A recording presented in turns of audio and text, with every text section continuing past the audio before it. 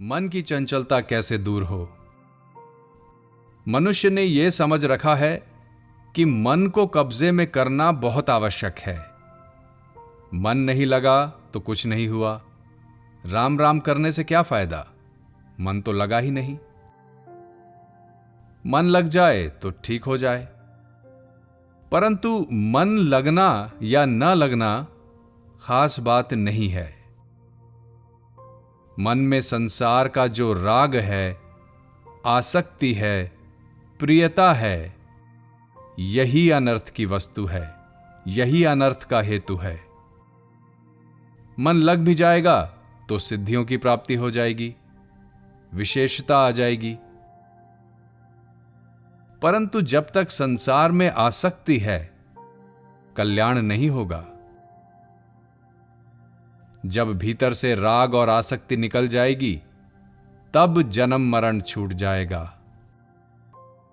दुख होगा ही नहीं, क्योंकि राग और आसक्ति ही सब दुखों का कारण है। पदार्थों में, भोगों में, व्यक्तियों में, वस्तुओं में, घटनाओं में जो राग है, मन का खिंचाव है, प्रियता है, वही दोषी है। मन की चंचलता इतनी दोषी नहीं है। वह भी दोषी तो है, परंतु लोगों ने केवल चंचलता को ही दोषी मान रखा है। वास्तव में दोषी है राग, आसक्ति और प्रियता। साधक के लिए इस बात को जानने की बड़ी आवश्यकता है कि प्रियता ही वास्तव में जन्म मरण देने वाली है। ऊंच नीच योनियों में जन्म होने का हेतु गुणों का संग है। आसक्ति और प्रियता की तरफ तो ख्याल ही नहीं है, पर चंचलता की तरफ ख्याल होता है।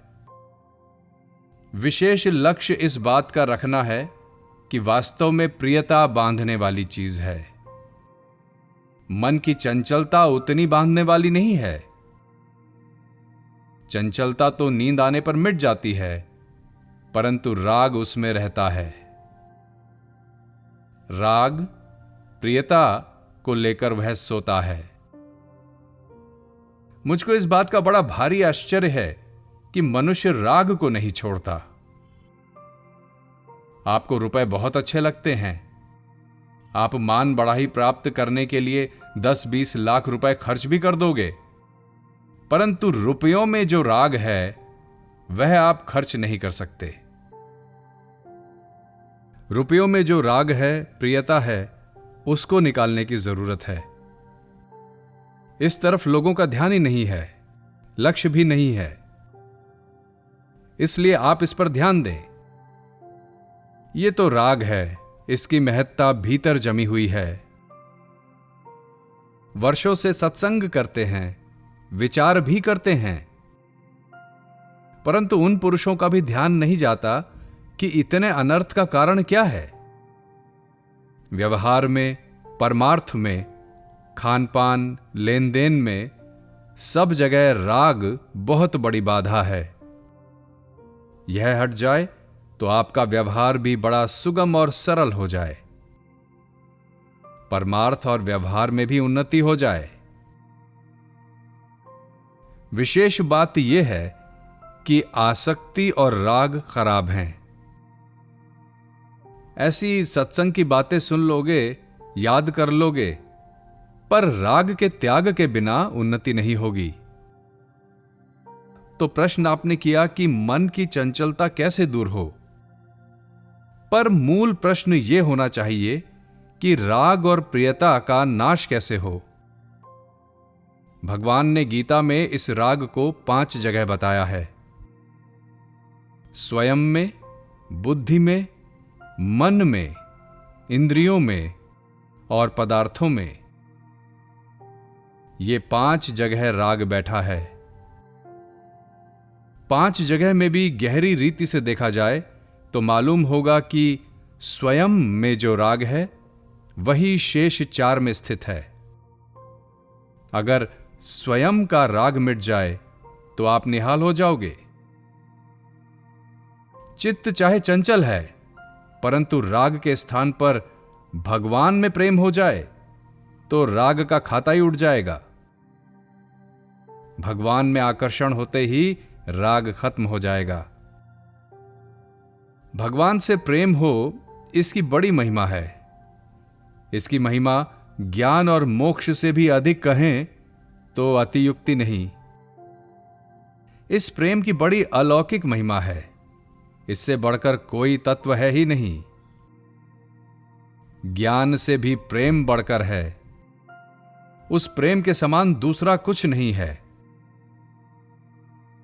भगवान में प्रेम हो जाए तो सब ठीक हो जाए। वह प्रेम कैसे हो? संसार से राग हटने से भगवान में प्रेम हो जाए। राग कैसे हटे? भगवान में प्रेम होने से दोनों ही बातें हैं। राग हटाते जाओ और भगवान से प्रेम बढ़ाते जाओ। पहले क्या करें? भगवान में प्रेम बढ़ाओ। जैसे रामायण का पाठ होता है, अगर मन लगाकर और अर्थ को समझकर पाठ किया जाए तो मन बहुत शुद्ध होता है, राग मिटता है। भगवान की कथा प्रेम से सुनने से भीतर का राग स्वतः ही मिटता है और प्रेम जागृत होता है। उसमें एक बड़ा विलक्षण रस भरा हुआ है। पाठ का साधारण अभ्यास होने से तो आदमी उकता सकता है, परंतु जहां रस मिलने लगता है वहां आदमी उकताता नहीं। इसमें एक विलक्षण रस भरा है, प्रेम। आप पाठ करके देखो, उसमें मन लगाओ। भक्तों के चरित्र पढ़ो, उनसे बड़ा लाभ होता है, क्योंकि वह हृदय में प्रवेश करता है। जब प्रेम प्रवेश करेगा तो राग मिटेगा, कामना मिटेगी। उनके मिटने से निहाल हो जाओगे। यह विचारपूर्वक भी मिटता है, पर विचार से भी विशेष काम देता है प्रेम। प्रेम कैसे हो? मन की शुद्धि की आवश्यकता बहुत ज्यादा है। मन की चंचलता की अपेक्षा अशुद्धि मिटाने की बहुत ज्यादा जरूरत है। मन शुद्ध हो जाएगा तो चंचलता मिटाना बहुत आसान हो जाएगा। निर्मल होने पर मन को चाहे कहीं पर लगा दो। कपट, छल, छिद्र भगवान को सुहाते नहीं, परंतु इनसे आप डरते ही नहीं। झूठ बोलने से, कपट करने से, धोखा देने से इनसे तो बाज आते ही नहीं। इनको तो जान जान कर करते हो, तो मन कैसे लगे? बीमारी तो आप अपनी तरफ से बढ़ा रहे हो। इसमें जितनी आसक्ति है, प्रियता है, वह बहुत खतरनाक है। विचार करके देखो। आसक्ति बहुत गहरी बैठी हुई है। भीतर पदार्थों का महत्व बहुत बैठा हुआ है। यह बड़ी भारी बाधक है। इसे दूर करने के लिए सत्संग और सत्शास्त्रों का अध्ययन करना चाहिए, जिससे बहुत आश्चर्यजनक लाभ होता है। मन कैसे स्थिर हो? मन को स्थिर करने के लिए बहुत सरल युक्ति बताता हूं। आप मन से भगवान का नाम लें और मन से ही गणना रखें। राम राम राम, ऐसे राम का नाम लें। 1 राम, 2 राम, 3 राम, 4 राम, 5 राम। न तो 1 2 3 बोलें, ना उंगलियों पर रखें, ना माला पर रखें। मन से ही तो नाम लें और मन से ही गणना करें। करके देखो। मन लगे बिना यह होगा नहीं, और होगा तो मन लग ही जाएगा। एकदम सरल युक्ति है। मन से ही तो नाम लो, मन से ही गिनती करो, और फिर तीसरी बार देखो तो उसको लिखा हुआ देखो। राम ऐसा सुनहरा चमकता हुआ नाम लिखा हुआ दिखे। ऐसा करने से मन कहीं जाएगा नहीं, और जाएगा तो यह क्रिया होगी नहीं। इतनी पक्की बात है। कोई भाई करके देख लो, आसानी से मन लग जाएगा। मुश्किल पड़ेगी तो यह क्रम छूट जाएगा।